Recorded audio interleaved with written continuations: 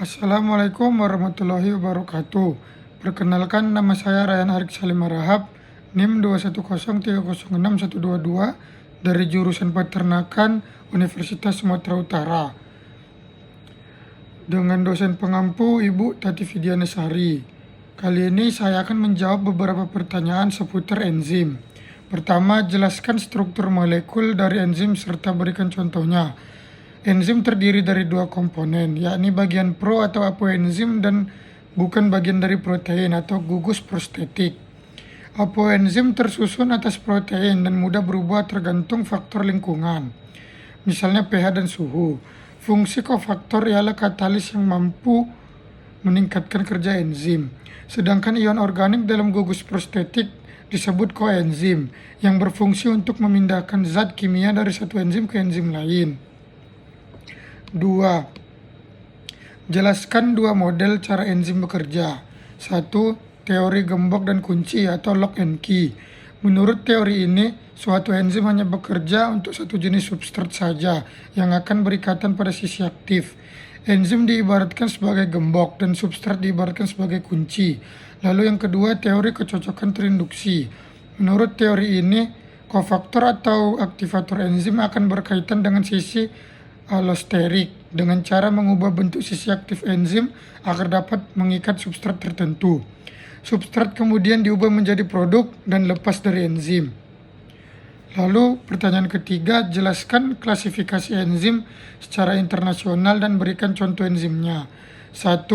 Oksidoreduktase, transfer elektron, contohnya alkohol dehidrogenase. Lalu yang kedua, transferase, transfer gugus fungsi, contohnya heksokinase. Lalu ketiga, hidrolase, reaksi hidrolisis, contohnya tripsin. Lalu yang keempat, liase, pemutusan ikatan CC, CO, CN, membentuk ikatan rangkap, contohnya pirufat dekarboksilase. 5. Isomerase, pemindahan gugus di dalam molekul, membentuk isomer, contohnya maleat isomerase. 6. Ligase atau sintetase, pembentukan ikatan, contohnya pirufat karboksilase. Lalu pertanyaan keempat, jelaskan sifat-sifat dari enzim. Enzim tersusun atas protein, tapi tidak semua protein merupakan enzim. Lalu enzim merupakan katalis yang dapat mengubah laju reaksi tanpa ikut bereaksi. Lalu enzim bekerja secara spesifik untuk membentuk produk yang spesifik juga. Selanjutnya, enzim dapat digunakan berulang kali atau reusable karena tidak ikut bereaksi. Lalu enzim tidak ikut berubah menjadi produk. Lalu yang terakhir, kerja enzim bersifat bolak-balik atau reversible, yaitu dari substrat menjadi produk atau produk menjadi substrat. Lalu yang kelima, jelaskan secara singkat bagaimanakah proses katalisator dalam proses bekerja.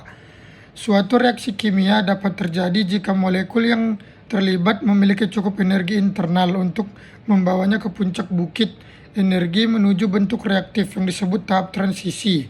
Suatu reaksi kimia dapat dipercepat dengan dua cara, yaitu pertama meningkatkan suhu dan kedua memberinya katalis. Lalu yang keenam, jelaskan faktor yang mempengaruhi kerja enzim dan berikan contohnya. Itu suhu, pH, konsentrasi enzim, substrat, dan kofaktor.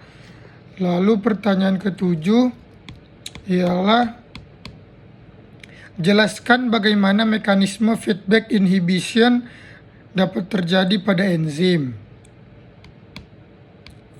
Feedback inhibitor yang dimaksud dengan inhibitor umpan balik, lihat di skema ini terdapat huruf ABCD yang merupakan substrat.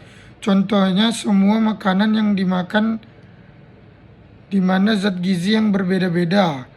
Contohnya karbohidrat, protein, lemak. Di dalam tubuh kita ada substrat ABCD dengan bantuan enzim E1, E2, E3, dan E4 yang akhirnya menghasilkan produk akhirnya atau Z yang akan menghasilkan produk dari aktivitas mekanik kerja enzim ini. Justru dia akan menghambat aktivitas salah satu enzim. Sekian yang bisa saya sampaikan.